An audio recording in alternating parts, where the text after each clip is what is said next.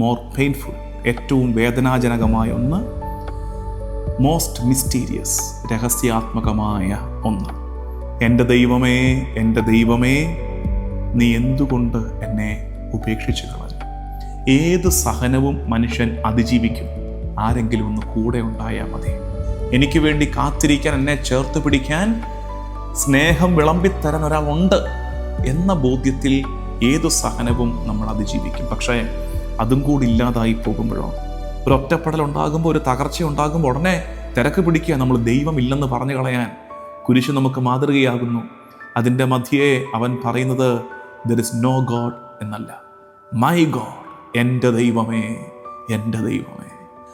ആരും എന്നെ ഒന്നും മനസ്സിലാക്കുന്നില്ല കർത്താവേ, ഞാൻ എന്തിനാ ഇത് ചെയ്തതെന്ന്, എൻ്റെ ഉള്ളിലെ സ്നേഹത്തിൻ്റെ ആഴം എന്തോരം ഉണ്ടെന്ന്, എന്തോരം ഞാൻ മറ്റുള്ളവരെ സ്നേഹിക്കുന്നുണ്ടെന്ന്, ഞാൻ അവർക്ക് വേണ്ടി എടുക്കുന്ന സഹനത്തെ, നൊമ്പരത്തെ ആരും മനസ്സിലാക്കുന്നില്ല കർത്താവേ. No one understands me. അപ്പോൾ ഈശോ പറയും, I have entered that space. Isho മിശിഹായിക്ക് സ്തുതിയായിരിക്കട്ടെ. Margam, the way, walking with Christ from ashes to hallelujah. Feed my sheep YouTube channel നിങ്ങൾക്കായി ഒരുക്കുന്ന നോമ്പുകാല ധ്യാനം. ഒരുമിച്ച് നമ്മൾ യാത്ര ചെയ്തുകൊണ്ടിരിക്കുകയാണ് മാർഗത്തിൻ്റെ ഈ അധ്യായങ്ങളിലൂടെ, ഈ സീരീസിലൂടെ. ഇതിനിടയ്ക്ക് നമുക്ക് മംഗളവാർത്ത തിരുനാളിന് ഒരുക്കമായി 3 ദിവസത്തെ ശുശ്രൂഷ നടക്കുന്നുണ്ട്. എല്ലാ ദിവസവും രാവിലെ 8 മണിക്ക്. ഇന്നത് നിങ്ങളിലേക്ക് എത്തിയിട്ടുണ്ട്. 23-ാം തീയതി, 24-നും 25-നും രാവിലെ 8 മണിക്ക് നിങ്ങളിലേക്ക് അതെത്തും. പരിശുദ്ധി അമ്മയോട് ചേർന്ന് യാത്ര ചെയ്യുന്ന ശുശ്രൂഷയാണ് അത്. 1-2 കാര്യങ്ങൾ ആമുഖത്തിൽ പറഞ്ഞോട്ടെ. ഒന്ന്, നമ്മുടെ പുസ്തകത്തെക്കുറിച്ച് ഞാനൊന്ന് പരാമർശിച്ചായിരുന്നു. പുസ്തകം നമ്മൾ ഇറക്കാൻ ഉദ്ദേശിക്കുന്നുണ്ട്. അങ്ങനെയൊന്നും ഞാൻ ചിന്തിച്ചിട്ടില്ലായിരുന്നു. ഒരുപാട് പേരുടെ റിക്വസ്റ്റ് പരിഗണിച്ചാണ് അങ്ങനൊരു പുസ്തകം തയ്യാറാക്കുന്നത്. ഒരാൾ അത് എഴുതിക്കൊണ്ടിരിക്കുകയാണെന്ന് പറഞ്ഞു. നിങ്ങളുടെ പ്രാർത്ഥന ആവശ്യപ്പെട്ടു. ഏറെ പേര് പ്രാർത്ഥന അറിയിച്ചു. നിങ്ങളുടെ പ്രാർത്ഥനകൾക്ക് നന്ദി. ഒത്തിരി പേര് തിടുക്കം കാണിക്കാൻ തുടങ്ങിയിട്ടുണ്ട്. ഞങ്ങൾ എങ്ങനെയാണത് ഓർഡർ ചെയ്യേണ്ടത്, എന്താണത് ചെയ്യേണ്ടത്. ഈ ദിവസങ്ങളിൽ 2-3 ദിവസത്തിനുള്ളിൽ അതിൻ്റെ കൃത്യമായ അറിയിപ്പ് നിങ്ങളിലേക്ക് എത്തും. എന്താണതിന് ചെയ്യേണ്ടത്, എങ്ങനെയാണ് ഇതിൻ്റെ pre booking, pre publishing order കൊടുക്കേണ്ടത് എന്നൊക്കെ നിങ്ങൾക്ക് പറഞ്ഞു തരാം. തിരക്ക് പിടിക്കേണ്ട. കുറേ പേര് വീണ്ടും ചോദിച്ചു, ഇംഗ്ലീഷ് വേർഷനും കൂടെ കിട്ടുമോ? കാരണം ഞങ്ങൾ പല നാട്ടിലുള്ളവർ ഇംഗ്ലീഷിലാണെങ്കിൽ കുറച്ചുകൂടെ കംഫർട്ടബിളാണ് വായന. ഞങ്ങളുടെ കുട്ടികൾക്ക് വായിക്കാൻ കൊടുക്കാം, അല്ലെങ്കിൽ ഒരു ഗിഫ്റ്റ് കൊടുക്കാനായിട്ടൊക്കെ ഉപയോഗപ്പെടും. അങ്ങനെ പറഞ്ഞതനുസരിച്ച് അതിനെക്കുറിച്ചും സംസാരിച്ചിട്ടുണ്ട്. അപ്പോൾ ഇപ്പോൾ ഒരാൾ താല്പര്യത്തോടെ അത് ഏറ്റെടുത്തിട്ടുണ്ട്. അത് ചെയ്തു തരാം, ഇംഗ്ലീഷിൽ അത് ആക്കിത്തരാമെന്ന്. എനിക്കറിയാം ഇത് രണ്ടും ഹെർക്കൂലിയൻ ടാസ്ക്കാണ്.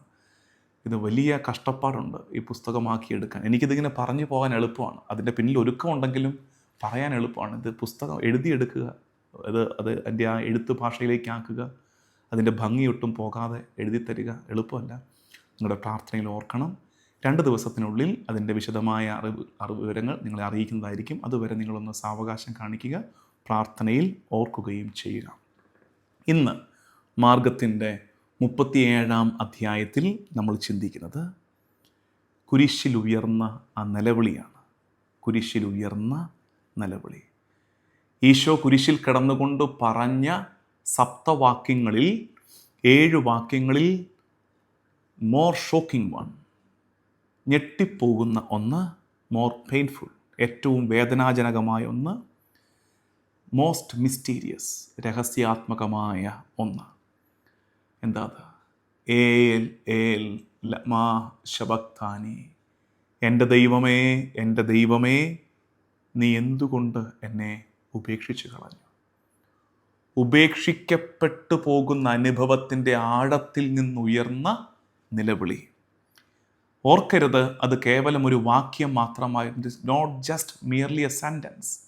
അത് കേവലം ഒരു വാക്യമല്ല, മറിച്ച് ഒരു മുറിവ്, ശരീരത്തിലും മനസ്സിലുമുള്ളൊരു മുറിവ് നിലവിളിക്കുകയാണ്. ഒരു മുറിവിൻ്റെ നിലവിളി മുഴങ്ങിയ സ്വരമാണ് ഏൽ ഏൽ ലമാ ശബക്താനി. ഒരു മനുഷ്യൻ അനുഭവിക്കാവുന്ന വ്യഥയുടെ പാരമ്യത്തിൽ അത് അബാൻഡൻമെൻ്റാണ്, ഉപേക്ഷിക്കപ്പെട്ടു പോകുന്ന അനുഭവമാണ്. അതിൻ്റെ മുഴുവൻ വേദനയും ഉൾക്കൊള്ളുന്ന ഒരു വിലാപമാണ് ഏലേൽ ലാമ ശബക്താനി. സാധാരണ നമ്മൾ പറയാറുണ്ട്, ഏത് സഹനവും മനുഷ്യൻ അതിജീവിക്കും, ആരെങ്കിലും ഒന്ന് കൂടെ ഉണ്ടായാൽ മതി. People can endure. ഇങ്ങനെ പിടിച്ചു നിൽക്കും. അവർ സ്നേഹിക്കപ്പെടുന്നൊരു ഫീൽ കിട്ടിയാൽ മതി. ആരെങ്കിലും ഒന്ന് കൂടെ ഉണ്ടായാൽ മതി. സ്നേഹിക്കപ്പെടുന്നു, എന്നെ സ്നേഹിക്കാൻ ആരെങ്കിലുമൊക്കെ ഉണ്ട്, എനിക്ക് വേണ്ടി കാത്തിരിക്കാൻ, എന്നെ ചേർത്ത് പിടിക്കാൻ, സ്നേഹം വിളമ്പിത്തരാൻ ഒരാളുണ്ട് എന്ന ബോധ്യത്തിൽ ഏതു സഹനവും നമ്മൾ അതിജീവിക്കും. പക്ഷേ അതും കൂടി ഇല്ലാതായി പോകുമ്പോഴോ, when love is absent, സ്നേഹം കാണാനില്ലാതായി പോകുമ്പോൾ, when God is silent, ദൈവം നിശബ്ദനാകുമ്പോൾ, സ്വർഗം അതിൻ്റെ കവാടങ്ങൾ നമുക്ക് നേരെ അടച്ചിടുമ്പോൾ, സ്നേഹം കാണാനില്ലാതാകുമ്പോൾ, ദൈവം നിശബ്ദനാകുമ്പോൾ, സ്വർഗം അതിൻ്റെ കവാടങ്ങൾ നമുക്ക് നേരെ അടച്ചിടുമ്പോൾ ഹൃദയം തകർന്നു തുടങ്ങും. അത്തരമൊരു ഹൃദയവ്യഥയുടെ നിലവിളിയാണ് ഏലേൽ ലാമ ശബക്താനി. ഇത് പറയുമ്പോൾ നിങ്ങൾ ഓർത്തേക്കരുത് വിശ്വാസ തകർച്ചയാണെന്ന്. അല്ല, ഒരിക്കലുമല്ല. കർത്താവ് തമ്പുരാൻ്റെ വിശ്വാസം പോയി, അയ്യോ അങ്ങനെ അല്ലത്, തെറ്റിദ്ധരിക്കരുത് അല്പം പോലും. It's not the collapse of faith, മറിച്ച് സഹനദാസൻ്റെ സഹനപാരമ്യമാണത്.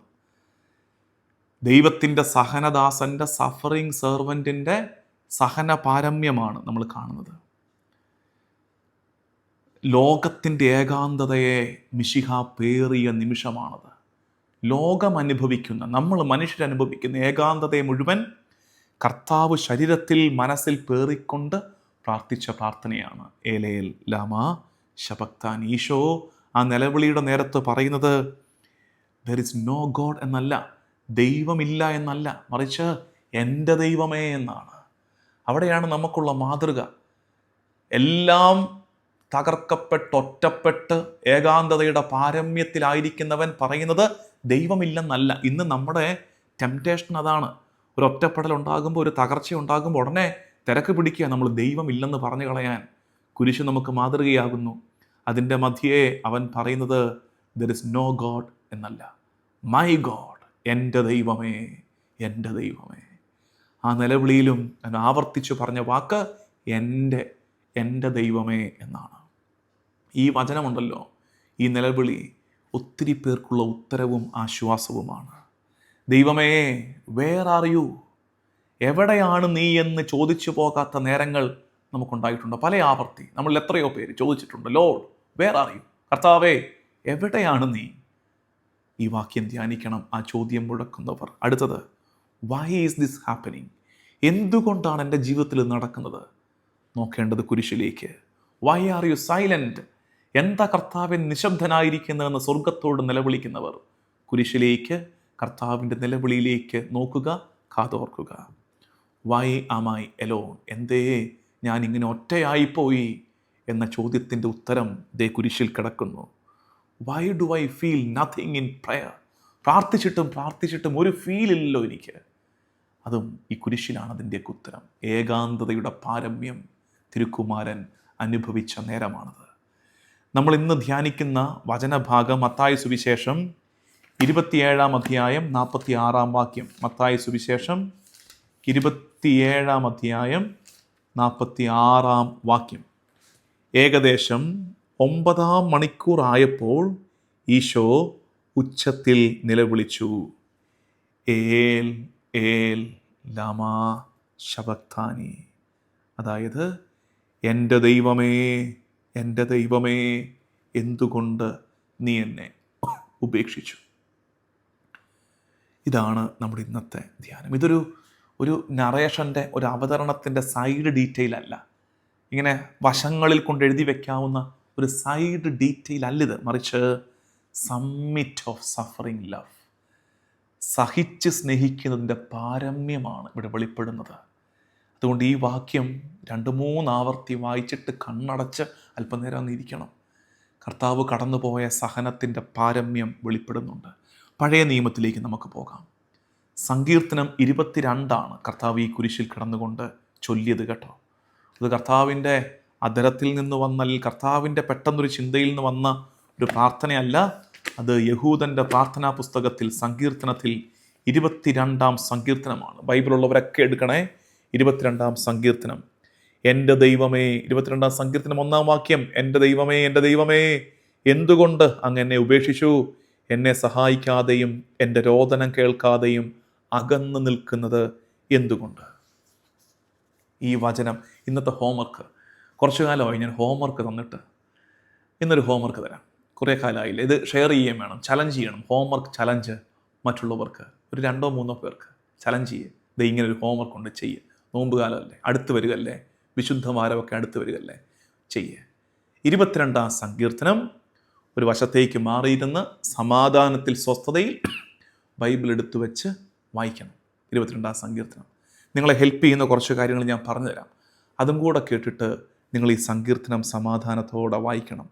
എന്തോരം കാര്യങ്ങളെന്നറിയാമോ? ഇത് വായിച്ചാൽ കുരിശു മരണം നമ്മൾ കൺമുമ്പിൽ കാണും. 22 സങ്കീർത്തനം വായിച്ചാൽ കുരിശു മരണം നമ്മൾ കൺമുമ്പിൽ കാണും. കർത്താവ് കടന്നു പോയതൊക്കെ ഈ 22 സങ്കീർത്തനത്തിൽ നമുക്ക് കാണാം.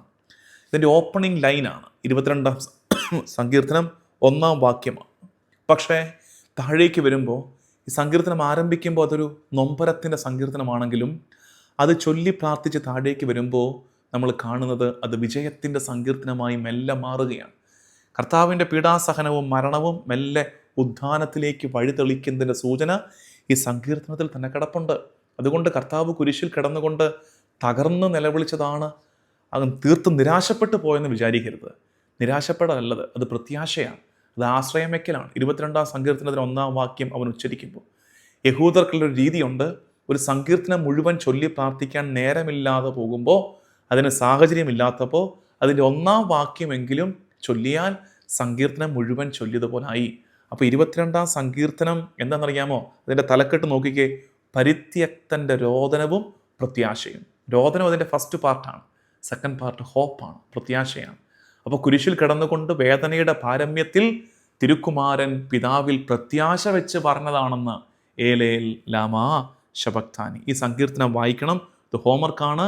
കമൻറ്റ് സെഷനിൽ അച്ഛാ വായിച്ചു, വി ഹാവ് റെഡ് സാം 22 എന്ന് പറഞ്ഞ് ഒന്നിടണം. ആ ഇടുന്നത് ഞാൻ പല ആവർത്തി പണ്ട് പറഞ്ഞു തന്നിട്ടുള്ളതാണ്.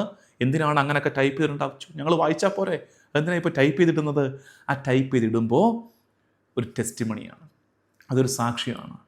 അപ്പോൾ ആരെങ്കിലും ഒരാൾ ഇത് വായിക്കേണ്ട കാര്യമില്ല എന്ന് പറഞ്ഞ് വീഡിയോ കാണുമ്പോൾ അതേ കമൻറ്റിലോട്ട് നോക്കുമ്പോൾ ഒത്തിരി പേര് വായിച്ചു, ഇവരൊക്കെ വായിച്ചെങ്കിൽ എനിക്കൂടെ വായിക്കണമല്ലോ കർത്താവേ എന്നൊരു പ്രചോദനം കിട്ടുമെങ്കിൽ നല്ല കാര്യമല്ലേ? ഈ സങ്കീർത്തനത്തിൽ അതായത് ഈ 1 വാക്യം ഈശോ ചെല്ലുമ്പോൾ ഈ സങ്കീർത്തനത്തിൻ്റെ പശ്ചാത്തലത്തിൽ ഈശോ ചെയ്യുന്നൊരു 3 കാര്യങ്ങൾ പറയട്ടെ. ഒന്ന്, ഹീസ് പ്രേയിങ് ഹിസ് സഫറിങ്. ഓർത്ത് വെക്കണം, ഇത് ഹീസ് പ്രേയിങ് ഹിസ് സഫറിങ് എന്ന് വെച്ചാൽ ഈശോ അവൻ്റെ സഹനം പ്രാർത്ഥനയാക്കുകയായിരുന്നു. ഈശോ അവൻ്റെ സഹനം, ഈ വാക്യം ഉച്ചരിച്ചപ്പോൾ അവൻ്റെ സഹനം തന്നെ ഈശോ പ്രാർത്ഥനയാക്കി. രണ്ടാമത്തത്, proclaiming the fulfilment of prophecy. കുരിശിൽ കിടന്നുകൊണ്ട് അവനത് ഉച്ചരിച്ചപ്പോൾ അവൻ പ്രഖ്യാപിക്കുകയാണ്, പ്രവചനങ്ങൾ എന്നിൽ പൂർത്തിയായി. The fulfilment of prophecy. മൂന്നാമത്തത്, he's holding the promise of victory inside darkness. ഇരുട്ടിൻ്റെ നടുക്ക്, ഇരുട്ടനുഭവങ്ങളുടെ മധ്യേ വിജയം ദൈവം തരും എന്ന് കുരിശിൽ 3 നാളുകളിൽ തൂങ്ങിക്കിടന്ന് അവൻ പ്രഖ്യാപിക്കുകയാണ്.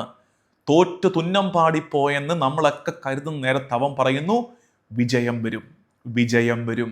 അതാണ് ഈ സങ്കീർത്തനം അവൻ ഉച്ചരിച്ചത് എന്നുകൂടി മനസ്സിലാക്കണം. അതായത് ഈ സങ്കീർത്തന വാക്യം 22 സങ്കീർത്തനത്തിൽ 1 വാക്യം ഈശോ കുരിശിൽ കിടന്നുകൊണ്ട് ചൊല്ലിയപ്പോൾ ഈശോ ഏറ്റു പറയുകയാണ്, ഞാൻ എൻ്റെ വേദനയുടെ അങ്ങേ അറ്റത്താണ് നിൽക്കുന്നത്, എൻ്റെ ശരീരം തകർന്ന് തരിപ്പണമായി കിടക്കുക കുരിശിൽ, പക്ഷെ ആ കിടപ്പിൽ ഞാൻ പറയുന്നു വിജയം വരും. ഇത് ഈ യാത്രയുടെ അവസാനം അത് ദൈവത്തിൻ്റെ മഹത്വം നമ്മൾ കാണും എന്ന് കർത്താവ് ഏറ്റുപറയുകയാണ് ഈ സങ്കീർത്തനം ചൊല്ലുമ്പോൾ. മുന്നോട്ട് പോകാം. അടുത്തത് പഴയ നിയമത്തിൽ നിന്ന് സഫറിങ് സെർവൻറ്റ്, സഹനദാസൻ. നമ്മൾ പല ആവർത്തി കോട്ട് ചെയ്തതാണ്. സമയമുണ്ടെങ്കിൽ ഒന്നെടുത്ത് വായിക്കേണ്ടത് യെശയ്യാ 53:3, 53:10. അവിടെയൊക്കെ നമ്മൾ കാണുന്നത് സ്വർഗത്തിൻ്റെ നിശബ്ദതയും സ്വർഗം പരിത്യക്തനായി വിട്ടുകളയുന്നതും സഹനദാസനെ അത് ഈശോ അനുഭവിക്കുന്നുണ്ട്. അപ്പോൾ ഈ എഴുതിയിരിക്കുന്നതൊക്കെ യെശയ്യാ 53:3, 53:10 ഒക്കെ കർത്താവിൽ അന്വർത്ഥമാകുന്നു. മൂന്നാമതൊന്ന്, സമയമുള്ളവർ ഈ പശ്ചാത്തലത്തിൽ എപ്പോഴെങ്കിലും സമയം കിട്ടുന്ന പോലെ മതി, എല്ലാം കൂടെ ഒരു വലിയ ഭാരമാകരുത്. ജോബിൻ്റെ പുസ്തകം വായിച്ചാൽ ഉണ്ടല്ലോ, ജോബിൻ്റെ പുസ്തകത്തിൻ്റെ മുഴുവൻ സമ്മറിയാണ് കുരിശിൽ ഈശോ ഉച്ചരിച്ച ഈ ഒറ്റ വാക്യം. ജോബിൻ്റെ പുസ്തകത്തിൻ്റെ മുഴുവൻ സമ്മറിയാണ്. അതായത് സഹനത്തിൻ്റെ നേരത്തിൽ വിശദീകരണം കിട്ടുന്നില്ല. വൈ ദിസ് സഫറിങ് നമ്മൾ എപ്പോഴും ചോദിക്കാറുള്ളതാണ്. എക്സ്പ്ലനേഷൻ ഇല്ല. സഹന നേരത്ത് പലപ്പോഴും വിശദീകരണം കിട്ടുന്നില്ല. പിന്നെ കിട്ടുന്ന എന്താ? പ്രസൻസ്, സാന്നിധ്യം കിട്ടുന്നുണ്ട്. ചിലപ്പോൾ അങ്ങനെ നമ്മളും പ്രാർത്ഥിക്കണേ, സഹന നേരത്ത് കർത്താവേ എൻ്റെ പൊട്ടബുദ്ധിക്ക് ഞാൻ വിശദീകരണം ചോദിച്ച് സമയം കളഞ്ഞു, എന്തിനാ ഈ സഹനം ഇപ്പോൾ, എന്താ എനിക്ക് മാത്രം ഇങ്ങനെ? I kept on asking explanations, I kept on seeking explanations, but it was futile efforts from my part. വെറുതെ ആയിരുന്നു, വ്യഥാശ്രമങ്ങളായിരുന്നു.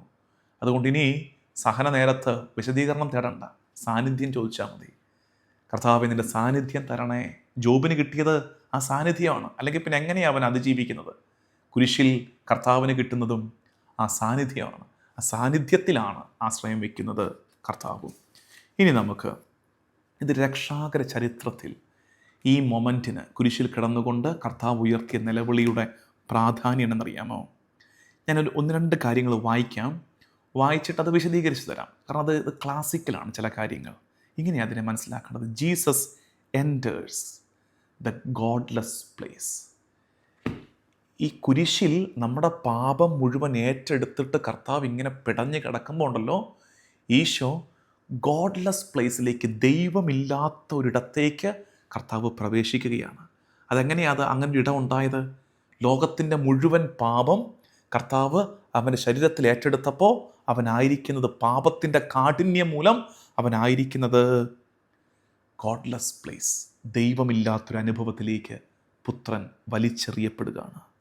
പക്ഷെ ആ നേരത്തും അവൻ പുത്രനാണ്, without ceasing to be the son. ഈ പാപം പുത്രനിൽ കൊണ്ടുവന്ന ആ സെപ്പറേഷനാണ്. ഞാൻ മുമ്പ് എപ്പോഴൊക്കെയോ പറഞ്ഞിട്ടുണ്ട്, ഗത്സമനിയിൽ കർത്താവ് രക്തം വിയർപ്പായി ഇറ്റിച്ചു പ്രാർത്ഥിച്ചത് വരാൻ പോകുന്ന ശാരീരിക പീഡകളെ ഓർത്ത് മാത്രമല്ല, അല്ലെങ്കിൽ അതിനെ ഓർത്തല്ല മെയിനായിട്ട്. അതിനെ ഓർത്തായാൽ കർത്താവിനെ അത്ര നിസ്സാരക്കാരനാക്കരുത് നമ്മൾ. അതല്ല, ലോകത്തിൻ്റെ മുഴുവൻ പാപം തൻ്റെ ദേഹത്തേക്ക് വരാൻ പോവാണ്. മനുഷ്യകുലത്തിൻ്റെ പാപപരിഹാര ബലിയർപ്പിക്കാൻ പഴയ നിയമ കുഞ്ഞാടിനെ പോലെ മുഴുവൻ പാപവും ഈ കുഞ്ഞാടിലേക്ക് ആരോപിക്കപ്പെടാൻ പോവാണ്. ഈ പാപം മുഴുവൻ അവനിലേക്ക് എത്തുമ്പോൾ അവൻ പിതാവുമായി ബന്ധം മുറിയും. പാപം അവൻ ചുമക്കുമ്പോൾ അതാണ് കർത്താവിനെ ഇത്രമേൽ സങ്കടപ്പെടുത്തുന്നത്. പിതാവുമായി എപ്പോഴും കൂട്ടായ്മയിലായിരിക്കുന്ന പുത്രൻ ഈ പാപത്താൽ ആ ബന്ധത്തിലുണ്ടാകുന്നൊരു ഉറച്ചിലുണ്ട്. അത് പുത്രൻ്റെ കുഴപ്പം കൊണ്ടല്ല, നമ്മുടെ പാപം അവൻ ഏറ്റെടുക്കുന്നത് കൊണ്ടാണ്. Sin creates separation. നമ്മളൊക്കെ അത് അനുഭവിക്കുന്നുണ്ട്. പാപം ബന്ധത്തെ മുറിച്ചു കളയുന്നുണ്ട്. കർത്താവ് ആ അവസ്ഥയിലേക്ക് കർത്താവ് വരികയാണ്. പാപം മൂലം ദൈവവുമായി ബന്ധം മുറിഞ്ഞു പോകുന്ന നമ്മുടെ ഒരു അവസ്ഥയുണ്ട്. ആ അവസ്ഥയിലേക്ക് കുരിശിൽ അവൻ വരികയാണ്. എന്ന് വെച്ചാൽ നമ്മുടെ എല്ലാ ഈ ഒറ്റപ്പെടലിലേക്ക്, പാപം നമ്മളെ എത്തിച്ച ഒറ്റപ്പെടലിലേക്ക്, പാപം സമ്മാനിച്ച ഭയത്തിലേക്ക്, പാപം സമ്മാനിച്ച ചമ്മലിലേക്ക്, നാണത്തിലേക്ക്, പാപം സമ്മാനിച്ച ശൂന്യതയിലേക്ക്, എംപ്റ്റിനെസ്സിലേക്ക്, പാപം സമ്മാനിച്ച ഇരുട്ടിലേക്ക് പുത്രൻ വരുന്ന നിമിഷമായത്. പുത്രൻ അതെല്ലാം ഇങ്ങനെ ചേർത്ത് പിടിച്ചിട്ട് ആ അനുഭവത്തിലൂടെ പുത്രൻ കടന്നു പോവുകയാണ്. അതാണ് കുരിശിൽ സംഭവിച്ചത്. എന്നിട്ട് അതിനെ ഇങ്ങനെയും കൂടെ മനസ്സിലാക്കണം. ഇത് ശ്രദ്ധിച്ച് കേട്ടെ. ഈ വാക്യം 2-3 വട്ടം പറഞ്ഞു നോക്കണം ഞാൻ ഈ പറയുന്നത്. പറ്റുമെങ്കിൽ ഇത് ടൈപ്പ് ചെയ്ത് താഴെ ഇട്ടാലും കുഴപ്പമില്ല. ആരെങ്കിലുമൊക്കെ, കുറച്ച് പേർക്ക് അത് മനസ്സിലാക്കാൻ എളുപ്പമുണ്ടല്ലോ. ചിലപ്പോൾ ഇത് വീഡിയോയിൽ കൂടെ കിട്ടാത്തവർക്ക് അത് വായിച്ചാൽ കിട്ടും. ഇങ്ങനെയാണ്. ഞാനത് ഇംഗ്ലീഷിൽ തന്നെ വായിച്ച് കേൾപ്പിക്കാം, എന്നിട്ട് മലയാളത്തിൽ പറഞ്ഞുതരാം. Son goes to the farthest distance. പുത്രൻ ഏറ്റവും ദൂരേക്ക് പോകുന്നു, പിതാവിൽ നിന്നുള്ള ഏറ്റവും ദൂരത്തിലേക്ക്. Son goes to the farthest distance so that no one is too far to be brought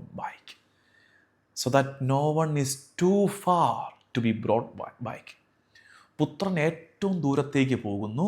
എന്തിനാ ഏറ്റവും ദൂരത്തേക്ക് പുത്രൻ പോകുന്നത്? അതുകൊണ്ട് തിരിച്ചു കൊണ്ടുവരാനാകാത്ത വിധം ആരും ദൂരത്തല്ലാതായിരിക്കാൻ. പുത്രൻ അങ്ങേയറ്റത്ത് പോയി നിന്നാൽ ഇനി അതിൻ്റെ അപ്പുറത്തേക്ക് ആർക്കും പോകാൻ പറ്റില്ലെന്ന്. ഇനി എത്ര ദൂരത്തേക്ക് പോയവരും, നമ്മളെ പിതാവിൽ നിന്ന് എത്ര ദൂരത്തേക്ക് പോയവരും നിൽക്കുന്നത് അതിൻ്റെ ഇപ്പുറത്താണ്. ഒന്ന് വിഷ്വലൈസ് ചെയ്ത് നോക്കിയത്. Son goes to the farthest distance so that no one is too far to be brought back. തിരിച്ചു കൊണ്ടുവരാൻ പറ്റാത്ത വിധം ആർക്കും ദൂരോട്ട് പോകാതിരിക്കാൻ മാത്രം അത്രമേൽ ദൂരത്തേക്ക് പുത്രൻ പോയി നിൽക്കുകയാണ്. ഇനിയാണ് കാണേണ്ടത്, ആ പുത്രൻ തിരിച്ചു വരുന്ന വഴിക്ക് നമ്മളെല്ലാവരെയും കൂടി ഇങ്ങനെ വടിച്ചോണ്ട് കൊണ്ടുവരും പിതാവിലേക്ക്. അതാണ് കുരിശിൽ സംഭവിക്കുന്നത്. പുത്രൻ ഏറ്റവും ദൂരത്തേക്ക് പോയി. നമ്മുടെ പാപത്താൽ പുത്രൻ ഏറ്റവും ദൂരത്തേക്ക് പോയി. ഈ നിലവിളി ഉണ്ടല്ലോ, എങ്ങനെ മനസ്സിലാക്കണം? കാണാതെ പോയ ആടിനെ തിരിച്ചു പിടിക്കാൻ വേണ്ടി ആട് പെട്ടുപോയ കുറ്റിക്കാട്ടിലേക്ക് ഇറങ്ങിച്ചെന്ന് ആടിൻ്റെ ദേഹത്ത് മുറിവേൽക്കാതിരിക്കാൻ ആ മുൾച്ചെടിക്കാടിൻ്റെ മുഴുവൻ മുറിവുകളെയും സ്വന്തം ദേഹത്തേറ്റെടുത്ത് കുഞ്ഞാടിനെ എടുത്തുകൊണ്ട് വരുന്നൊരു ഇടയൻ്റെ മനസ്സ് ചിത്രം കാണണം. ആല വിട്ട് ദൂരെ പോയ ആടിനെ, മുൾച്ചെടിക്കാട്ടിൽ ഉടക്കിപ്പോയ ആടിന് മുറിവേൽക്കാതിരിക്കാൻ വേണ്ടി മുൾച്ചെടിക്കാട്ടിലേക്ക് ഇറങ്ങി നിന്ന് ആടിനെ തൻ്റെ കരങ്ങൾ കൊണ്ട് പൊതിഞ്ഞ് ആടിനേൽക്കേണ്ട മുൾമുറിവുകളെ സ്വന്തം ശരീരത്തിൽ ഏറ്റെടുത്തപ്പോൾ ഇടയൻ പെടഞ്ഞു പോയൊരു പെടച്ചിലാണ് കുരിശിൽ കിടന്നുകൊണ്ട് അവൻ പറഞ്ഞത്, ഏലേൽ ലമാ ശബക്താനി, എൻ്റെ ദൈവമേ എന്തുകൊണ്ട് നീ എന്നെ ഉപേക്ഷിച്ച് കളഞ്ഞു. അഗസ്തിനോസ് പുണ്യാളൻ പറയുന്നു, പിതാക്കന്മാരുടെ പറച്ചിലേക്ക് നമുക്ക് വരാം. അഗസ്തിനോസ് പുണ്യാളൻ പറയുന്നത്, ശരീരത്തിനു വേണ്ടി ശിരസ് നിലവിളിച്ചതാണെന്ന്. എന്തൊരു ക്ലാസിക്കലാന്ന് നോക്കിക്കേ.